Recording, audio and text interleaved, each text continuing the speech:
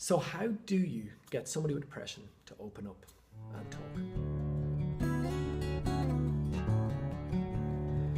Hi there, and welcome to another video. As many of you will be aware, it's Mental Health Awareness Month for the month of May. So I was kind of thinking, what can I talk about? And then the answer was there, talking.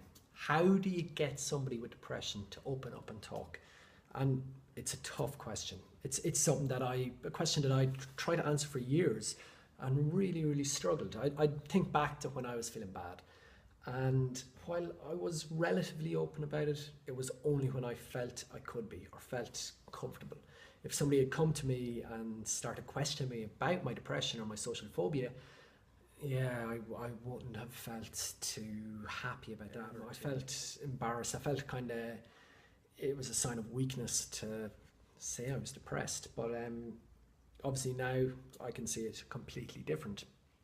As I said, this question was going around in my mind for a while. And with my recovery in 2008, things started to click for me. I had read a lot of books, I'd done a lot of research, and I started to find ways to get out. And at that time, I remember saying, right, depression is no longer, it's nothing I have to deal with. I need to be positive, I need to go forward. And I remember thinking to myself, right, depression is a thing of the past. I don't want to acknowledge it, I don't want to deal with it anymore because it doesn't exist. And that was needed. I needed that because my focus previously had been so much on my depression that if I kept that focus, I was kind of pulling myself back into it and I wasn't giving myself a chance for recovery.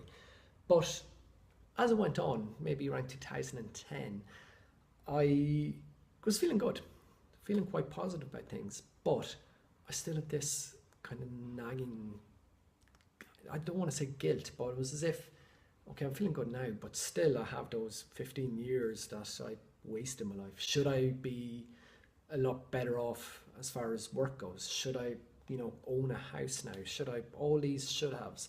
And the one answer I had was depression had robbed me of that. So even though I wasn't acknowledging or trying not to, it was still there and it was something I had to look at and go back to. So in 2010, I started writing a bit about it and ended up volunteering with Where. And that was fantastic. It got me in with people who were in a position where I once was, and I started to realize, yes, I am in a position that I could help people, and that is good. So that went on, and then from there, I ended up starting to give talks. So I gave a few lectures and a few little YouTube things. I did a piece for Irish television for RTE as well.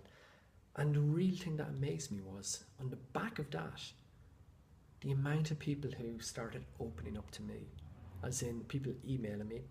I'd give a talk and there'd be a few people waiting around just to ask me questions. And it really got me thinking that in order to get people to talk, I know people say you have to listen, and that is important, but in order to get people to talk, we ourselves need to talk. It's as simple. If when I was open and I kind of laid my vulnerabilities out there, all of a sudden people know they can talk to me because I've put myself out there, so they don't feel ashamed or feel scared of what I'm going to think. So they have a freedom in opening up to me. I think as society, we just need to start talking.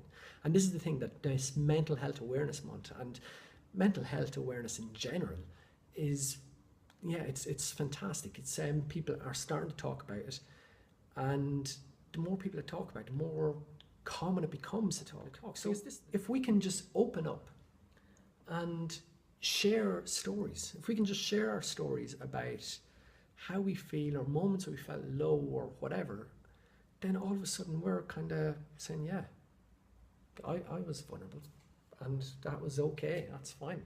And once people can see that, then they will start opening up and they will start talking. And I think as a society goes, that is vital. Whatever, mental health is everybody. We all have to deal with it. We all go through something at some stage.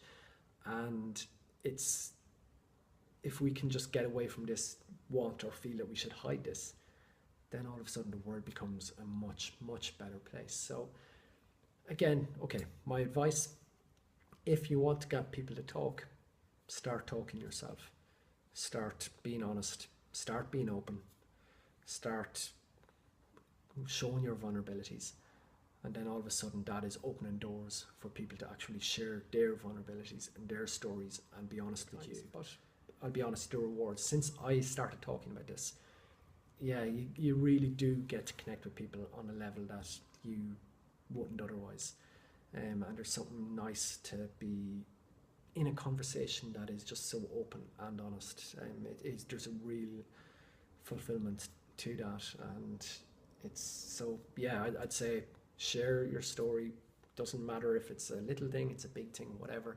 Just be honest, be open, and remember, it's okay. It's perfectly okay to be honest. It's probably actually really healthy to be honest. So, yep, that's it. So, thanks.